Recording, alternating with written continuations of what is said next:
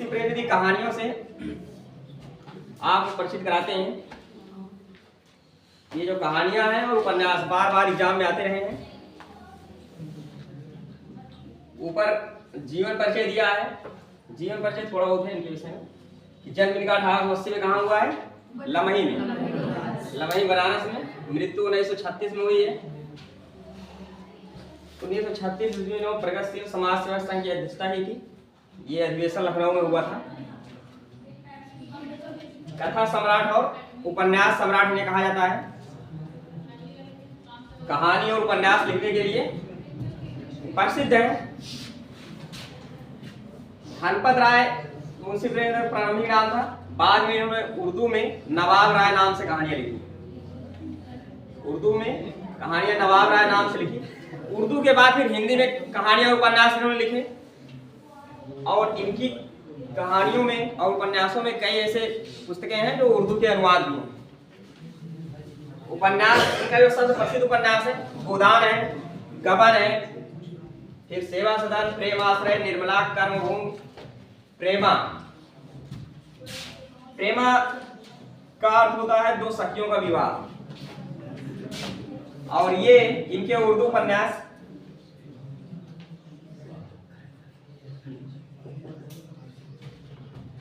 हम खुशी एक हम सवाब का हिंदी अनुवाद। हम खुशी एक हम सवाब का हिंदी अनुवाद है।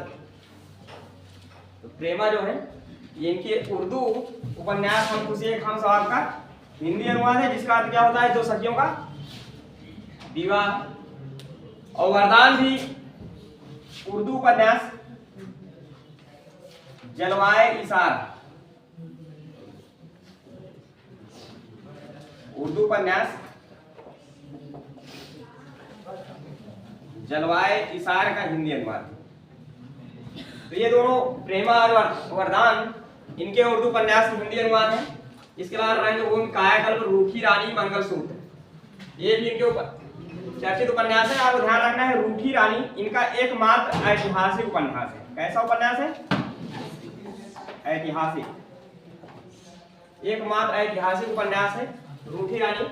और मंगलसूत्र इनका आखिरी उपन्यास था जो अधूरा रह गया।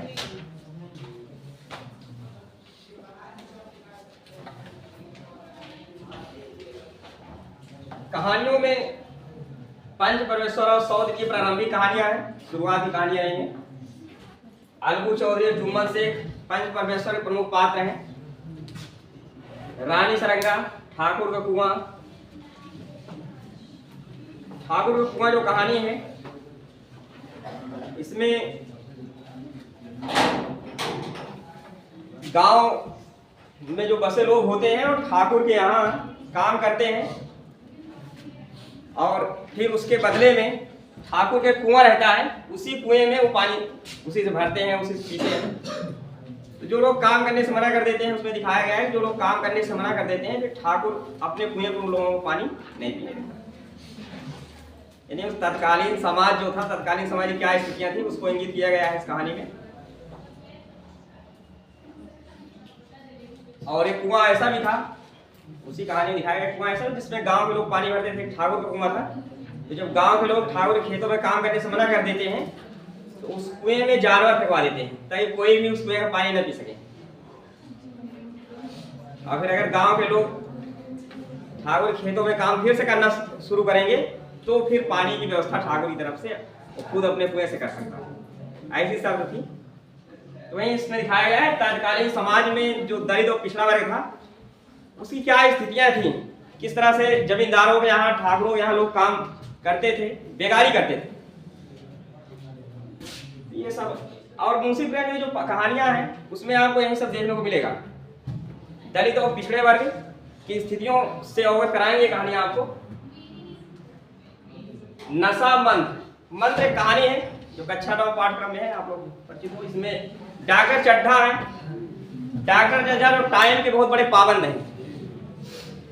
जब उनके गोल्फ खेलने का टाइम होता है तो उनके यहाँ जो मरीज आता है कहकर उसको वापस कर देते हैं, कभी मेरे गोल्फ खेलने का टाइम है। बाद में डॉक्टर चड्ढा का जो लड़का है इसे सांप पालने का शौक था और अपने जन्मदिन पर सांपों को दिखा रहा था। तभी एक जहरीला सांप से डस लेता है। तो जिस गरीब व्यक्ति के लड़के का इलाज करने से के लिए डॉक्टर चड्ढा के पास टाइम नहीं था, वही गरीब व्यक्ति झाड़ फूक के द्वारा इलाज करता है और डॉक्टर चड्ढा के लड़के की जान बचाता है।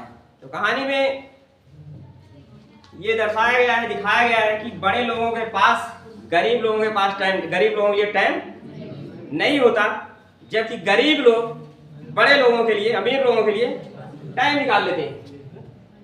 आत्माराम कहानी एक वृद्ध व्यक्ति है जिसके 3 लड़के होते हैं मगर कोई भी उसकी सेवा नहीं करता। ये कहानी 8 के पाठ्यक्रम में है। नमक के दरोगा में एक गरीब व्यक्ति जो पढ़ लिख कर दरोगा बनता है नमक के विभाग में, तो उसकी ईमानदारी को दर्शाया गया है कि समाज के दबंग और अमीर लोग हैं, उनके सामने भी वो डट कर खड़ा रहता है। पूस की रात कहानी भी काफी चर्चित कहानी रही है। लाल फीता, प्रेम पचीसी, बड़े घर की बेटी, दुर्गा का मंदिर, सप्त सरोज, बूढ़ी काकी, ईदगाह कहानी में इसका प्रमुख पात्र हामिद है। तो हामिद का अपनी दादी के प्रति प्यार जो है दिखाया गया है कि जब उसे मेले देखने के पैसे मिलते हैं तो मेले देखने के मिले थोड़े से पैसों से वो दादी के लिए चिमटा खरीदा है। तो देखता था डेली जब दादी तवे पर से रोटी उतारती थी तो उनका हाथ जल जाता। तो बच्चों की भावनाओं और दादी के प्रति हामिद के प्रेम को दर्शाती हुई कहानी है ईदगाह। बड़े भाई साहब, इस्तीफा, अलगौझा, शतरंज के खिलाड़ी, बेटों वाली विधवा, होली को उपहार और कफन, ये भी मुंशी प्रेमचंद की चर्चित कहानियां हैं। कफन मुंशी प्रेमचंद की आखिरी कहानी थी। कफन अंतिम कहानी थी जिसमें 2 आलसी बाप बेटों की कहानियां हैं जो कफन के मिले हुए पैसे से होटलबाजी कर लेते हैं। और जिंदगी में पहली बार ऐसा आता है कि जब वो पेट भर के भोजन करते हैं, दूसरी बार था, तो जब होटल में भोजन कर लेते हैं तो जो लड़के का बाप होता है वो बताता है इसके पहले वो अपने जीवन में एक ही बार जो है पेट भर के भोजन किया था। दूसरी बार, पहली बार उसने पेट भर के जब भोजन किया था तो ठाकुर की बारात थी, और ठाकुर की बारात में पहली बार पेट भर के भोजन किया था। इतने आलसी थे कि ये काम करते थे और जब इनके पास पैसे हो जाते तो काम बंद कर देते थे। फिर जब पैसे खत्म होते तो काम ढूंढते थे और जिनसे उधार ले लेते थे उनको देते नहीं थे। लेकिन फिर भी लोग तरस खाकर उधार न मिलेगा ये जानते हुए भी उधार दे दिया करते थे।